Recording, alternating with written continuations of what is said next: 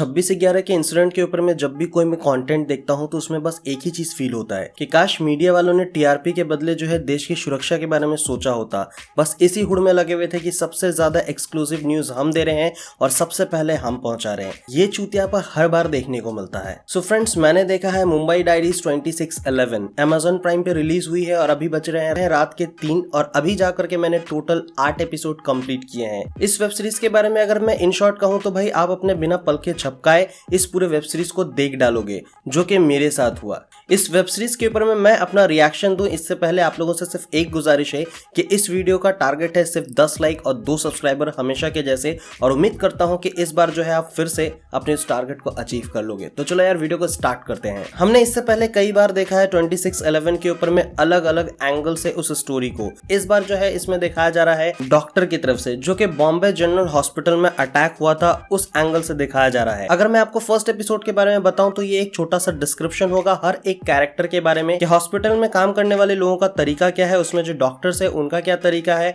और उसमें जो है पहले ही दिन ज्वाइन किए हुए 3 new joinees as a doctor जो आए हैं इंटरव्यू के लिए, उनका क्या हाल होता है। ये डिस्क्रिप्शन आपको फर्स्ट एपिसोड में मिलेगा और धमाकेदार तरीके से आपको सेकेंड एपिसोड में एक अलग ही तरह की ओपनिंग देखने को मिलेगी, जिसमें आपको दिखाया जाता है कि ताज होटल पे अटैक हो चुका है, टेररिस्ट जो है लैंड कर चुके हैं और उन्होंने जो है अपनी गतिविधि बहुत तेज तरीके से बढ़ा दिया है। वैसे इस पूरी कहानी के अंदर में फोकस तो होना चाहिए था मोहित रायना के ऊपर में, लेकिन जैसे ही 4 से 5 एपिसोड में आप पहुंचोगे वहां पे जो है कहानी पूरी तरह से घूम जाती है और हमारा पूरा फोकस जो है टेररिस्ट अटैक के ऊपर में आ जाता है। मैं मोहित रायना का जो कैरेक्टर दिखाया गया है कौशिक ओबराय के नाम पर, उनका जो कैरेक्टर है वो कैरेक्टर बहुत ही डिफरेंट है। इनका एक डायलॉग मुझे बहुत दमदार सा लगता है, जहां पे पुलिस ऑफिसर गन पॉइंट पे खड़ा कर देते हैं इसे और कहते हैं कि तुम टेररिस्ट को नहीं बचाओगे, और जिसके जवाब में ये कहते हैं कि हम ह्यूमन की बॉडी देखते हैं ना कि ह्यूमन के कैरेक्टर। हमारा जो मेडिकल ओथ है उसके अनुसार जो है मुझे इसे बचाना ही है कैसे भी करके।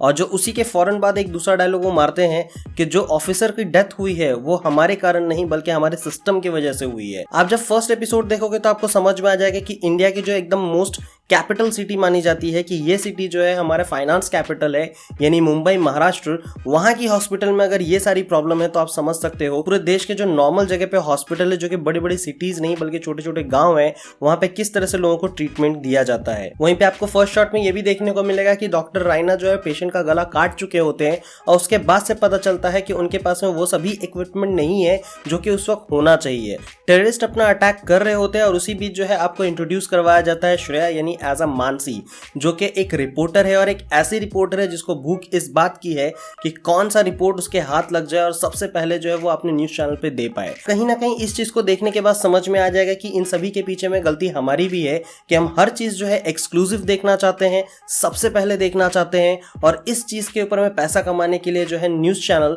वो अपनी हर वो हथकंडे अपनाती है जो कि लीगल नहीं है। आप कह सकते हो कि मीडिया पर्सन होने के नाते जो है कहीं पे भी कैमरा और माइक लेके घुस जाते हैं और हर वो जगह से जो है वो रिपोर्ट इकट्ठा करना चाहते हैं, जो कि उन्हें नहीं करना चाहिए, क्योंकि इन्हीं के दिखाए हुए न्यूज की वजह से जो है पाकिस्तान में बैठा एक बंदा वो बता रहा होता है कि किस तरह से कहां पे जाना है और कहां से जो है लोग निकल रहे हैं। जैसे कि आपने इससे पहले और भी कंटेंट में देखा होगा 26/11 के ऊपर में जो भी बना था। इन सभी के अलावा एक और कैरेक्टर को दिखाया जाता है जिनका नाम मयंक है, जिनका रियल नेम अक्षर कोठारी है।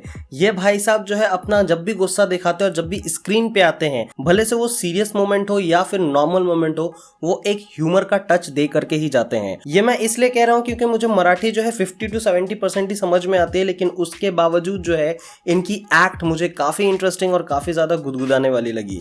अगर पूरे कंटेंट की बात की जाए तो ये आपको हुक्ड एंड बुक्ड रखेगी, और यहाँ पे जो डायरेक्शन रखा गया है, it will tie up with your chair, it will tie up with your seat, कि आप अपने जगह से हिल नहीं सकते हो। पूरे 8 एपिसोड देखते समय मैंने कुछ जगह पे जो है चीजी फील किया कि बहुत सारी चीजों को जो है बेमतलब ही स्ट्रेच किया गया है, जिसका यहाँ पे जगह भी नहीं था। मुझे एक कैरेक्टर जो है बहुत ही वेस्ट सा लगा, वो थी वो डॉक्टर जो कि प्रैक्टिस नहीं कर सकती है लेकिन वो जो है प्रैक्टिस कर रही है। इनको जो है पूरे कंटेंट में मैं ये सोचते हुए देखा कि ये कहाँ यूज आने वाली है और कितना यूजफुल हो सकती है। इन सभी चीजों के अलावा एक चीज अगर मैं नोटिस कर पाया हूँ तो वो ये है कि भाई सरकारी हॉस्पिटल में जो दवाइयां होती है वो प्राइवेट हॉस्पिटल को बेचा जा रहा होता है और वहीं के कुछ इंपॉर्टेंट लोग मिल करके ही ये सारी चीजें कर रहे होते हैं।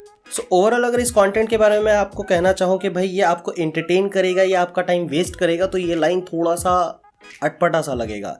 मैं ये कहना जरूर चाहूंगा कि क्या ये कंटेंट आपको इन्फॉर्मेटिव लगेगा या फिर टाइम वेस्ट लगेगा। तो मेरी मानो तो ये बहुत ही ज्यादा इन्फॉर्मेटिव है, एंटरटेनमेंट का सवाल नहीं आता है, क्योंकि जब भी इस इंसिडेंट के बारे में बात हो रही होती तो ऐसा लगता है कि हमारे किसी एक जख्म को जो है कुरेदा जा रहा है और बहुत भर भर के गालियां निकलती है पाकिस्तान के लिए और उन सभी टेररिस्ट के लिए जो भी ऐसे काम करते हैं और मुसलमान होने का जो रियल मीनिंग होता है उसको पूरे तरह से पलट कर सामने रख देते हैं। That was my honest reaction for this content. What's your take, please do comment. इस पूरे कॉन्टेंट को आपको देखने के लिए 6.5 घंटे लग जाएंगे, क्योंकि मुझे भी इतना ही लगा है।